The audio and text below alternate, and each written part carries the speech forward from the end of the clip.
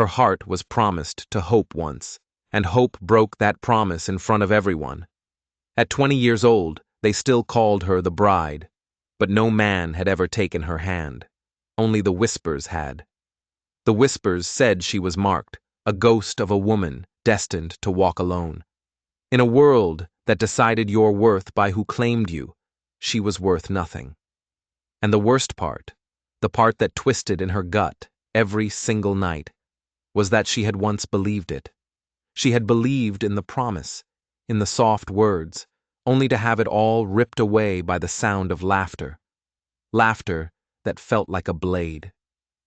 She walked the dusty paths of her village with her head held high, but every pair of eyes felt like a weight pushing her down into the dirt. The only ones who didn't look at her that way were the children. They didn't know about shame. They'd run up to her, giggling, tugging on the hem of her skirt. And at dusk, she'd sit with them and spin tales older than the stones around them, her voice as soft and steady as summer rain. They were the only ones who saw her. The elders were a different story. They'd look at her with a mix of pity and annoyance, like her very existence was a problem they couldn't solve. A bride with no groom, a fire with no hearth to warm. It hadn't always been this way. There was a time, not so long ago, when she dared to let that little ember of hope in her chest glow. There was a young man, Cale, with sharp eyes and a proud way of standing. He wasn't just anyone. He was a suitor who had lingered near her, his words like moths brushing against her ear in the dark. Sweet, promising words. And she, fool that she was, had collected them, treasured them. She thought maybe, just maybe, he saw past the name, past the whispers. She thought he saw her. But words without roots will always rot. One evening, the whole village was gathered. The fire was huge, its light dancing across the circle of faces, the drums beating a low, steady pulse against the earth. She stood just outside the main circle, her long braid falling over one shoulder. That tiny ember in her chest was whispering to her, telling her that tonight was the night. Cale had promised her. He had hinted at something big, something that would change everything, whispered when no one else was close enough to hear. So she waited. She waited for him to step out of the crowd and stand beside her. Instead, she heard his voice. It rose above the crackle of the flames, sharp and loud, and full of a cruelty she had never imagined. He was making a joke, a jest. And she was the punchline. He spoke of her like she was a stray dog, a ghost clinging to a life that didn't want her. He said men avoided her not because she wasn't pretty, but because she carried a silence around her like a disease. And then came the sound that broke her, the laughter, the whole village, their voices blending into one sharp, merciless wave that crashed over her, and she felt her chest literally split open. He looked right at her, his eyes cold, as if she were nothing more than the dust on his boots. Every single word he threw at her was another handful of dirt on that little ember in her heart, smothering it until it was nothing but cold ash. She didn't cry. Not there. Not in front of them. Pride was the only thing holding her legs steady as she turned and walked away. Each step was heavier than the one before, the sound of their laughter following her like a thick, choking smoke she couldn't escape. Some of the children started to follow her, their little hands reaching out, but they fell silent when they saw her face. Her eyes were fixed on nothing, completely empty. She didn't stop until she was far beyond the edge of the camp, where the desert night stretched out, vast and empty and merciless. The moon hung in the sky like a cold, pale judge, its light making her loneliness feel sharp and real. She pressed her hands to her chest, trying to hold the pieces of her heart together, and whispered the words she wouldn't let them hear. Maybe they were right. Maybe she was unwanted, because she was unworthy. She remembered her mother telling her long ago that every soul is carved to fit another, and that patience was the greatest courage of all. But patience felt like standing at a locked door, her hands raw and bleeding from knocking, knowing no one was ever going to answer. Her spirit was wounded, but it wasn't broken, not completely. She still rose at dawn to gather water.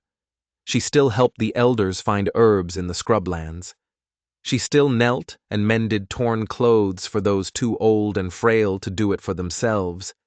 She did her part, but the whispers were always there, slithering at the edge of her hearing. She couldn't walk from one side of the village to the other without feeling the sting of their eyes, the weight of their judgment. Some called her cursed, others called her pitiful, but the worst ones were those who said nothing at all. Their silence was a verdict, a final judgment she couldn't argue against. The world kept turning, but the ache inside her never faded. Some nights she'd just lie on the cool sand and stare up at the stars, so bright and distant they felt like promises she could never reach. She wondered if this was it, if her whole life would be this endless waiting, this constant longing for something she could never have. Her hands, though she was only 20, felt heavy and empty, but still, she held on.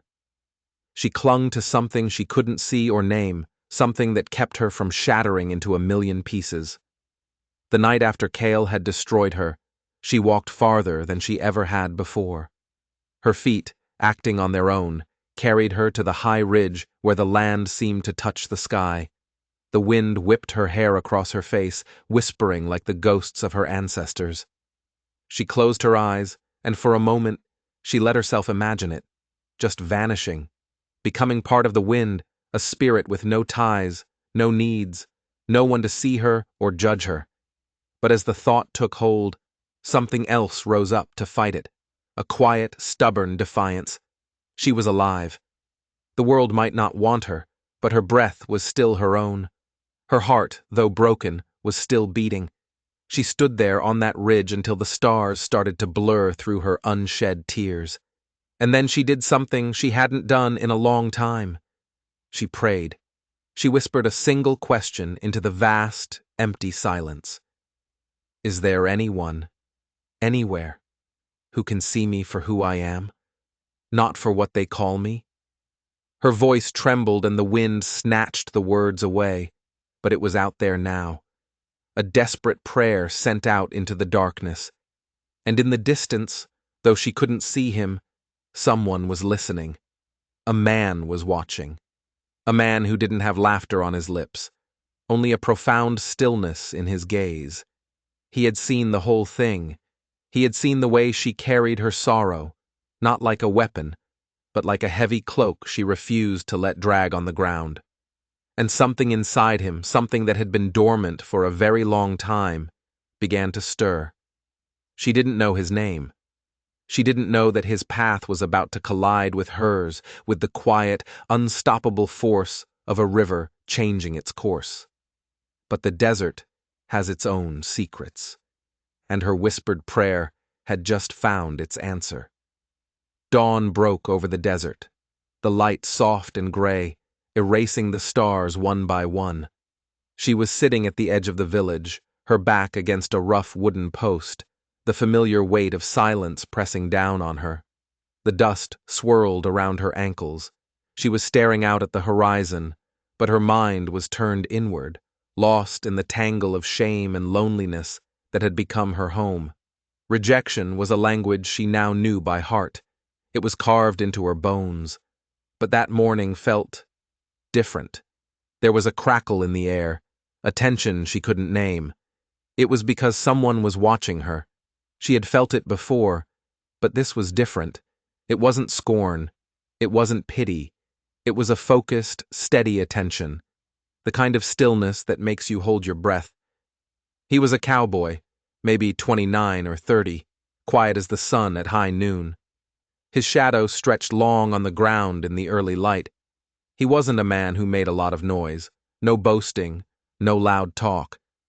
Just a calm, solid presence that had started to appear at the edges of her daily tasks.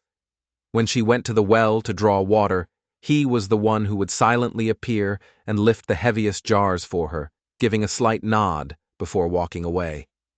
When the village children were clustered around her, listening to one of her stories, he was the one leaning against a nearby wall, mending one of their broken wooden toys with his rough, surprisingly gentle hands. At first, she didn't think anything of it. It was just simple courtesy, the kind of help any man might offer a woman in the village. But it kept happening. And kindness, when it's repeated with that kind of quiet patience, starts to feel like a language all its own. Slowly, hesitantly, she began to understand it. He never asked her to smile. He never tried to fill the silence with careless chatter, never poked at her wounds with clumsy questions. He just was. He was there. When she told her stories to the children at dusk, her voice small and reedy, he would be there, listening. Leaning against a post, his hat tipped low, his gaze thoughtful, as if her simple words were secrets worth protecting. That gaze unsettled her. It felt like he was looking right through the labels the village had stuck on her. He didn't see the abandoned bride. He didn't see the unwanted woman. He just saw her. And that was more terrifying than any insult. But the shadows of her past were long and clung to her like a second skin. One evening, at the market, one of the elder women muttered, just loud enough for her to hear, that she was destined to be alone, no matter who decided to linger for a while. Another woman chimed in, saying that some men might offer pity, but they would never offer their name. The words were like tiny poisoned darts.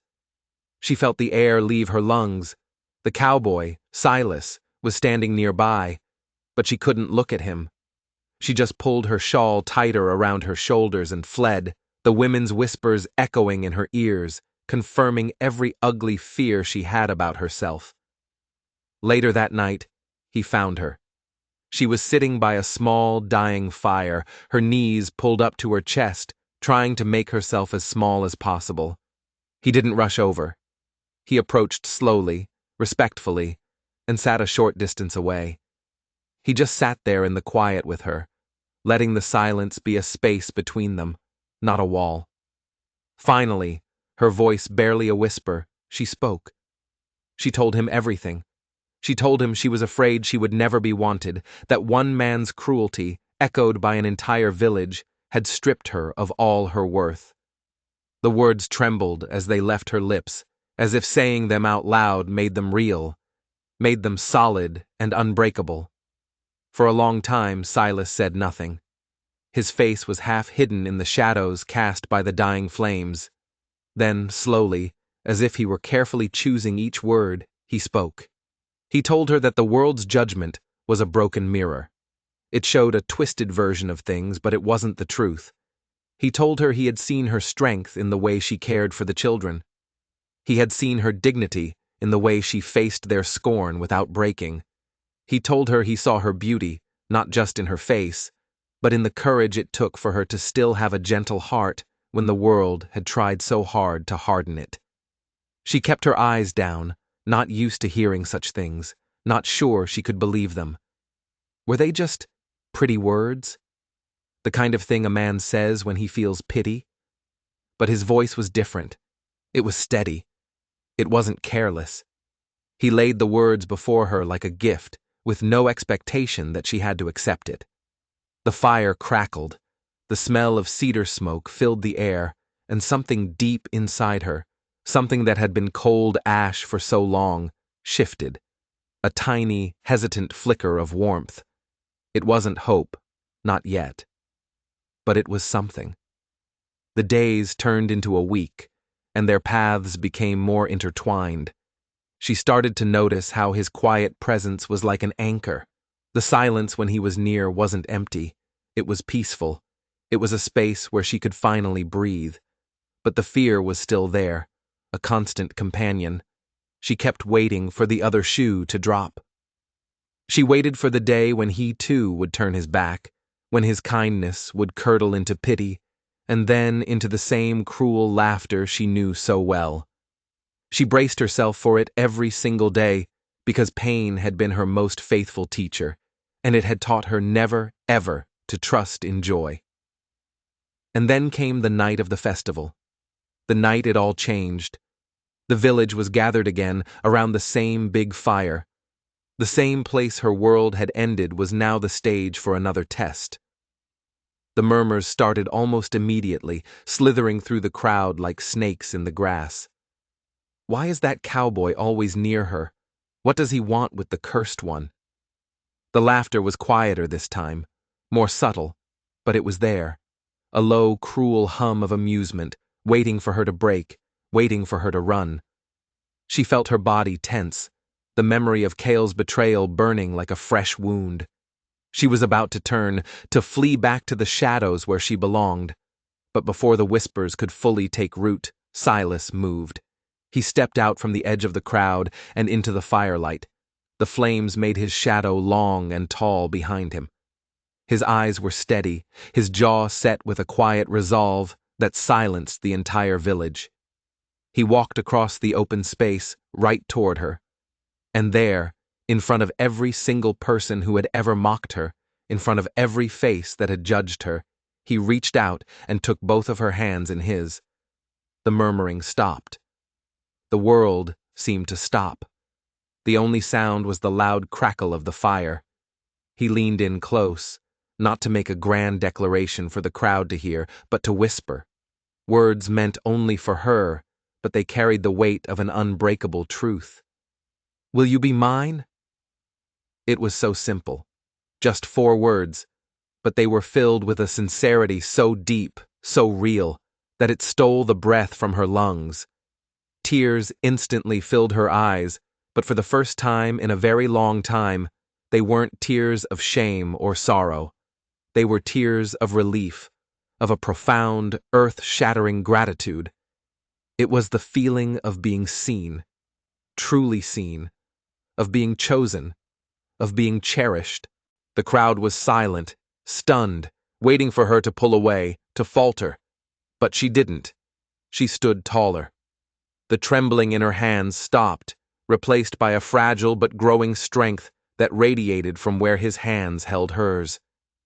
The warmth of his touch seemed to banish the chill of 1,000 lonely nights.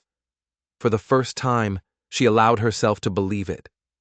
Maybe her mother had been right. Maybe every soul really was carved for someone. And maybe, just maybe, her someone was standing right in front of her. The fire snapped, sending a shower of sparks up into the dark night sky, like 1,000 tiny stars breaking free. The entire village was watching, but she didn't see them. She only saw him. His eyes, unwavering. His whispered question, echoing in the deepest parts of her heart. She hadn't given him an answer yet, not with her voice. But the silence between them was no longer empty. It was full. It was full of a terrifying, beautiful, impossible new beginning. But as she opened her mouth to speak, a voice cut through the silence. A voice she hadn't heard since the worst night of her life. "Don't answer him." Every head turned. Standing at the edge of the firelight, his face pale and drawn, was Cale. He had returned. The crowd gasped, a wave of shock rippling through them. Cale ignored them all. His eyes, burning with an intensity she couldn't decipher, were locked on Silas. "You have no right," Kyle said, his voice low and dangerous. "You don't know what you're doing." Silas didn't let go of her hands. He just turned his head slightly, his gaze as steady and unmoving as a mountain. "I know exactly what I'm doing, brother." Brother. The word hit her like a physical blow. Silas and Cale were brothers. The man who had saved her and the man who had destroyed her were brothers. The quiet kindness, the patient waiting. Was it all a lie? A trick? Was this some cruel game they were playing? Her mind reeled, trying to make sense of it. The whispers from the crowd erupted again, no longer cruel but confused and excited. This was a story they would tell for generations. Cale took a step forward, his hand resting on the hilt of a knife at his belt. "I did what I had to do to protect her," he snarled at Silas. "I put the target on my own back. You coming here, showing her kindness, you're undoing all of it. You're putting her in danger." "Danger? What danger?" She looked from Cale's tormented face, to Silas's calm one. Nothing made sense. Silas finally let go of one of her hands, but kept the other held tight, an anchor in the swirling chaos. "Your way was cruel, Cale. It broke her," Silas said, his voice even. "There's another way. A better way." He looked down at her then, and for the first time she saw a flicker of something other than calm in his eyes. It was a deep, profound sorrow. "He's right about one thing," Silas said to her, his voice dropping so only she could hear. "You are in danger, and it's all our family's fault." Before she could even process what that meant, Cale lunged.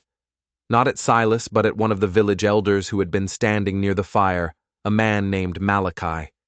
Malachi was the one whose words had always been the most pious, but whose eyes had always held the most contempt for her. Kyle grabbed the front of the old man's robes, his face a mask of fury. "Tell them!" Kyle roared, shaking the elder. "Tell them the truth about the mark! Tell them why you've been watching her!" Malachi's face went white with terror. He stammered, trying to deny it, but his eyes darted around nervously. He was trapped. Silas stepped forward, his body shielding her from the confrontation. "The whispers about her being marked," Silas said, his voice now loud enough for the whole village to hear. "They weren't just village gossip. They were a lie. A lie started a generation ago. A lie started by him." He pointed at Malachi. "Her family were the original guardians of the sunken spring, the source of all the water in this valley. Malachi's family wanted it, so they created the story of a curse, a mark on her bloodline, to isolate them, to discredit them, to make everyone fear them." The villagers murmured, looking at each other, then at her, then at the sputtering elder. It was a story so wild, so unbelievable, it had to be true. The curse wasn't a curse at all. It was a political maneuver, a land grab disguised as superstition. "Kyle found out the truth," Silas continued, his voice ringing with authority. "He found out that Malachi had made a deal with raiders from the salt flats. They were going to come, take her, and force her to show them the spring's hidden source. By marrying her, they would have a claim to it. Kyle knew he couldn't fight them, and Malachi both, so he did the only thing he could think of to save you." Silas turned to her, his eyes pleading for her to understand. "He didn't reject you because he didn't want you. He rejected you to make you seem worthless to them. He made the entire village scorn you so that no one, especially the raiders, would see you as a prize. It was a desperate, terrible choice, but he did it to save your life." The world tilted on its axis. The worst moment of her life, the memory that had haunted her every single day, was a lie. It wasn't an act of cruelty.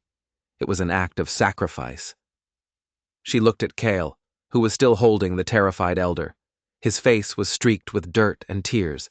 He looked broken, but his eyes, when they met hers, were full of a desperate, painful love. And then she looked at Silas, the quiet cowboy, the man who had patiently mended her broken spirit without her even knowing the full story. He hadn't come to atone for his brother's cruelty. He had come to finish what his brother started, to protect her. But the story wasn't over. Not by a long shot. Malachi, seeing his chance, suddenly shoved Kyle backward, hard. Kyle stumbled, caught off guard. In that split second of confusion, Malachi screamed a high-pitched, warbling cry. And from the darkness at the edge of the village, figures began to emerge. The raiders. They had been waiting. Malachi hadn't just made a deal. He had set a trap, and they had all walked right into it. The raiders poured into the firelight, their faces wrapped in cloth, their eyes glinting like chips of obsidian. They were armed with curved blades and heavy clubs. The villagers screamed and scattered, tripping over each other in their panic. It was chaos. But in the center of it all, Silas and Cale stood their ground.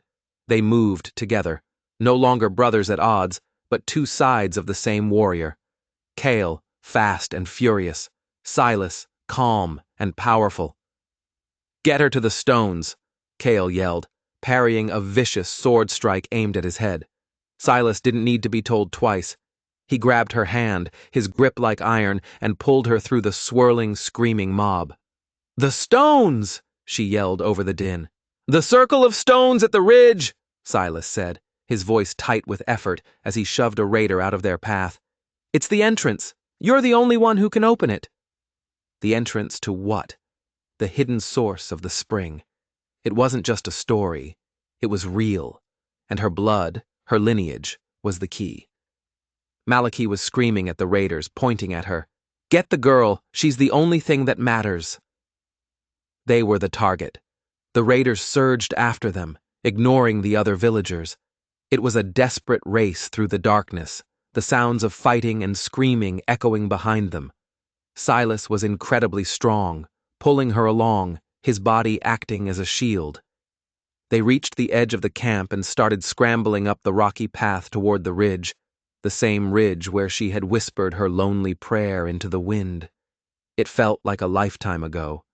They could hear the raiders closing in behind them, their heavy footsteps crunching on the gravel. "I can't do it!" she cried, her lungs burning. "I don't know how!" "Yes, you do," Silas panted, never slowing down. "Your mother told you the stories, the rhymes. They aren't just stories. They're instructions. Think." Her mind was a blank wall of panic. The stories her mother had told her.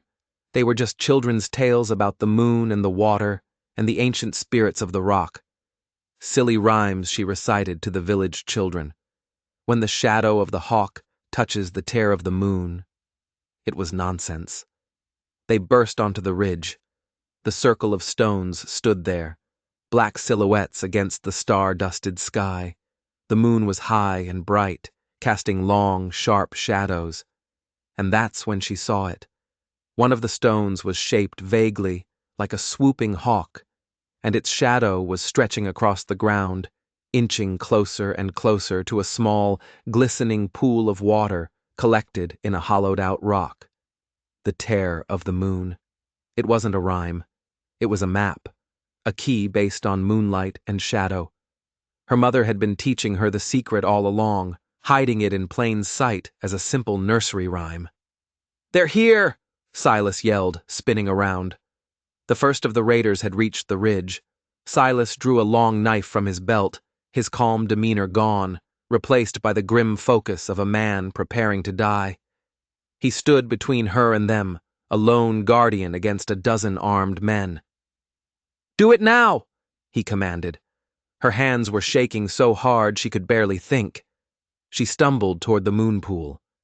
"When the shadow of the hawk touches the tear of the moon, place your hand upon the stone that drinks the light."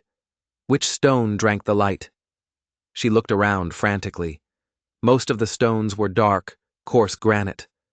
But one, a tall, slender pillar, was made of a different rock. It was pale quartz, and it seemed to glow in the moonlight, drinking it in. The shadow of the hawkstone touched the edge of the water. Now. She lunged for the quartz pillar and pressed her palm flat against its cool, smooth surface. For a second, nothing happened.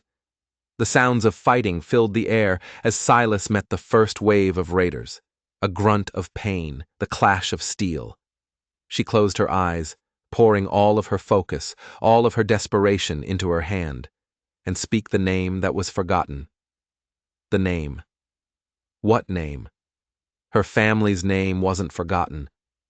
Malachi had made sure everyone remembered it, twisted it into a curse. But that wasn't their true name. Her mother had told her once, in a hushed whisper, a story about their ancestor, the first guardian. A woman so in tune with the earth that the water would sing for her. Her name was Ethel, she whispered, her voice cracking. The name felt strange on her tongue, ancient and powerful. The ground beneath her feet began to hum, a low, deep vibration that grew stronger and stronger. The quartz pillar under her hand grew warm, then hot. A thin, glowing line, blue as a desert twilight, appeared on the stone, tracing a spiral pattern up its length. Then, with a deep groan, that seemed to come from the heart of the mountain itself. The ground in the center of the stone circle began to shift. A huge, flat rock, previously hidden beneath dirt and scrub, was grinding open, revealing a dark, descending staircase. The entrance. It was real. She turned just in time to see Silas go down. A raider had caught him from behind with the butt of a club. He fell to one knee, dazed. Another raider raised a sword for the killing blow. Without thinking, she screamed, a raw, primal sound of fury. She grabbed a loose rock from the ground, heavy and jagged, and threw it with all her might. It struck the swordsman in the side of the head. He staggered back, surprised, giving Silas the split second he needed to recover. He surged back to his feet, a wild look in his eyes, and fought with the ferocity of a cornered wolf. More raiders were coming up the path, and behind them she could see Cale, fighting his way through, trying to reach them. But he was too far. There were too many. Malachi stood at the bottom of the path, his face alight with manic triumph. "The door is open!" he shrieked. "Get her!"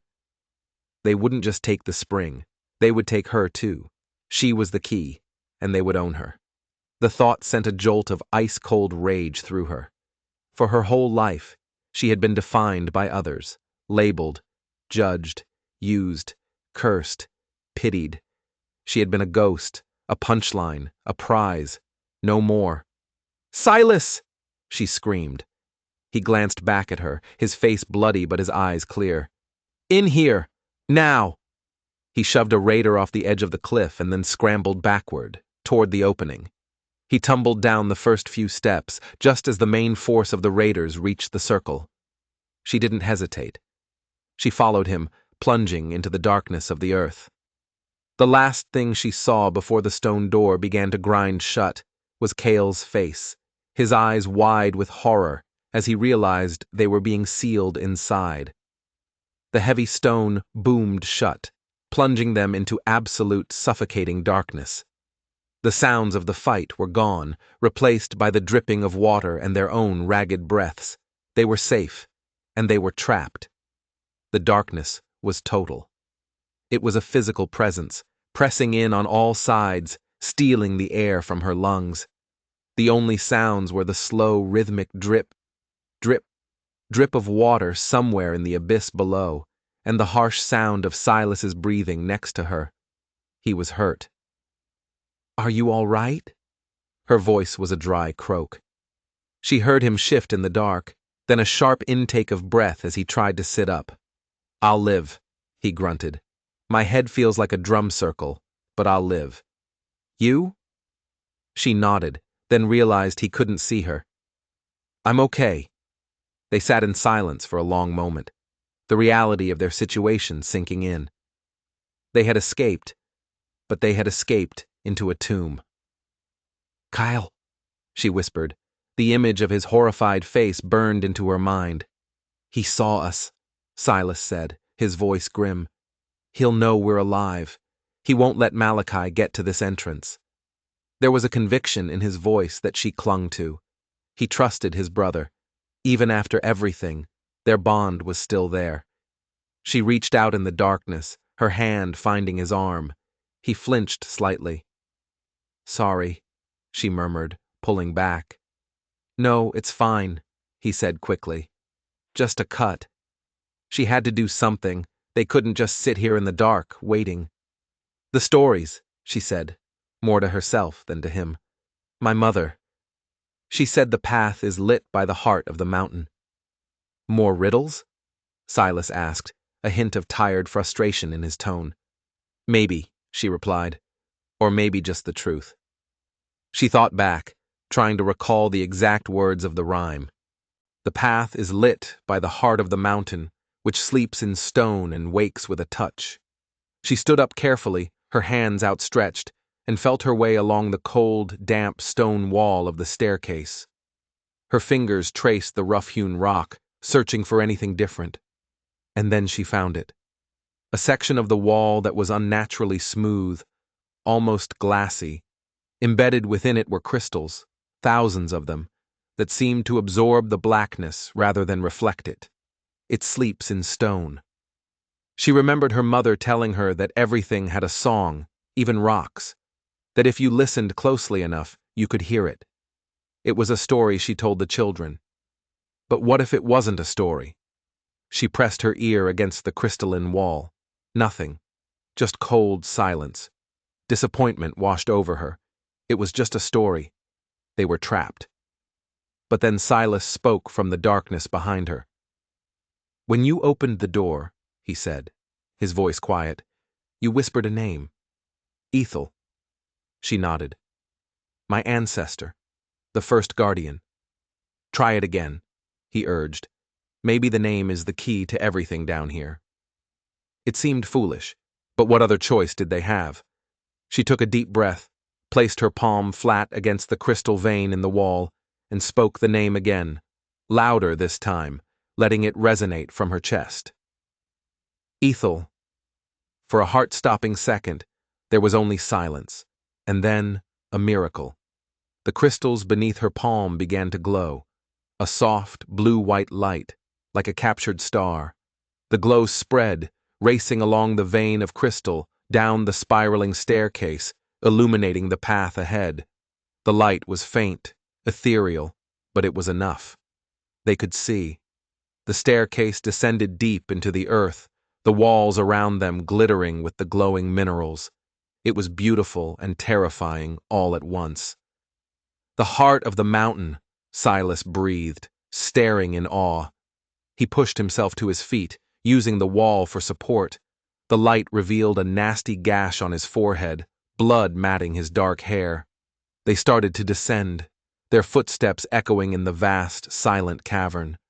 The air grew cooler, cleaner, thick with the smell of damp earth and something else. Something pure and ancient. The staircase ended on a wide ledge overlooking a breathtaking sight. They were in a colossal underground grotto. The ceiling was 100 feet high, covered in the same glowing crystals that lit their path, making it look like a star-filled sky turned upside down. And in the center of the grotto was a lake. The water was perfectly clear, so still it looked like a sheet of black glass. But from its center, water gently bubbled up, creating ripples that glowed with the same soft blue light. The sunken spring. The source. It was more beautiful than any story had ever described. This was what her family had protected. This was what Malachi was willing to kill for. This was her birthright. And her burden. "We made it," she whispered, the words feeling small and inadequate in the face of such majesty. "We made it," Silas agreed, his voice filled with reverence. He walked to the edge of the lake and knelt, dipping his hand into the glowing water. He brought it to his lips, then splashed it on the cut on his head. "Now what?" he asked, looking at her. "We wait? We hide?" She shook her head. Hiding was what her family had done for a generation, and it had nearly gotten them destroyed. Hiding was what she had done her whole life. She was done hiding. "No," she said, her voice finding a new strength, a new certainty. "We fight back." He looked at her, a slow smile spreading across his face, even with the blood and grime. "I was hoping you'd say that," he said. "But how? We're trapped down here. They're up there with an army of raiders." "They think this is the only entrance," she said, her mind racing, piecing together fragments of her mother's stories. "But it isn't. She always said, the water gives life, but it also shows the way out." She walked along the edge of the subterranean lake, her eyes scanning the rock walls.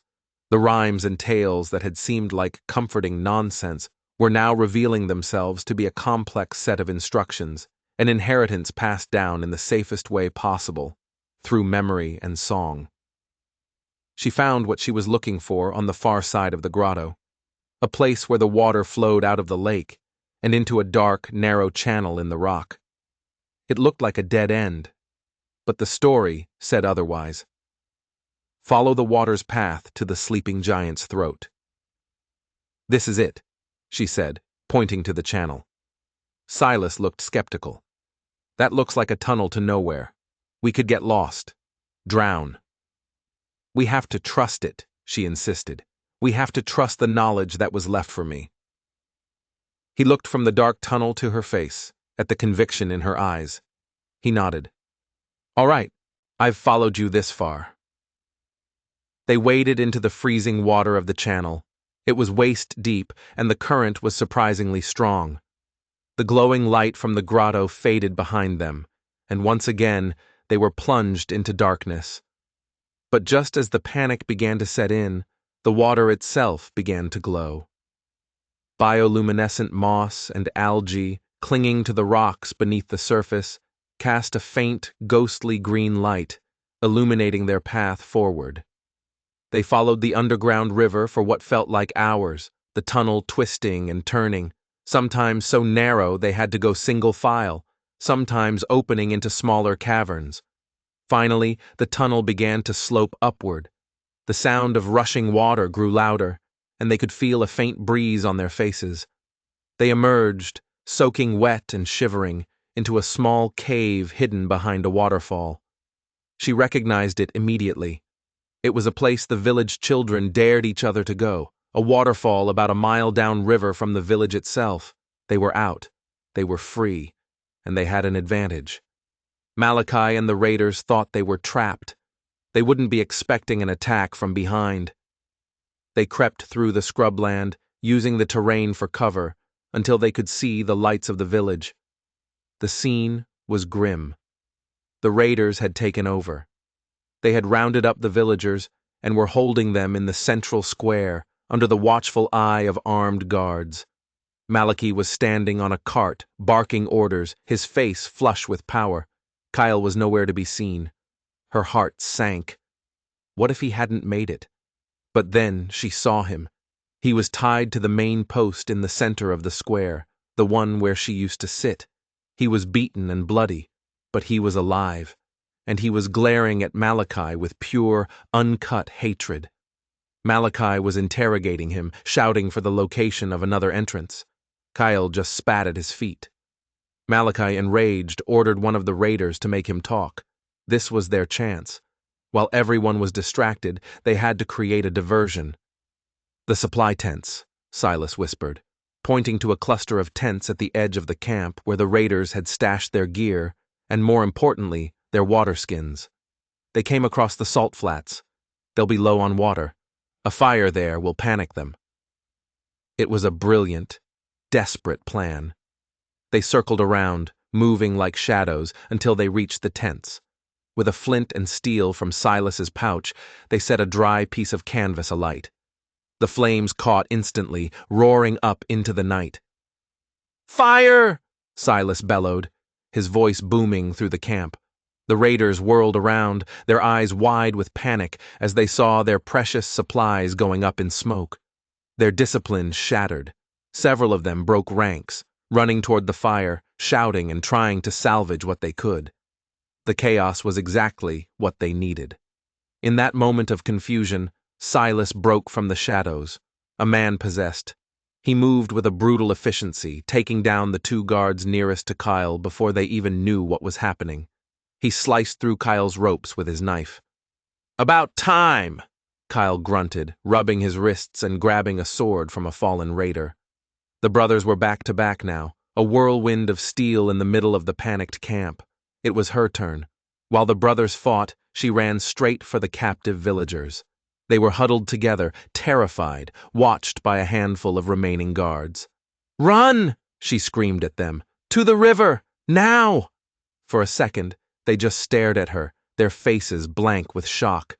The cursed girl, the ghost, was telling them what to do.